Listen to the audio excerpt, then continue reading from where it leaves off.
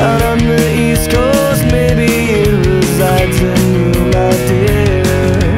Worn out on our courtesy, we've made our curtain calls like vampire bats deprived of blood into the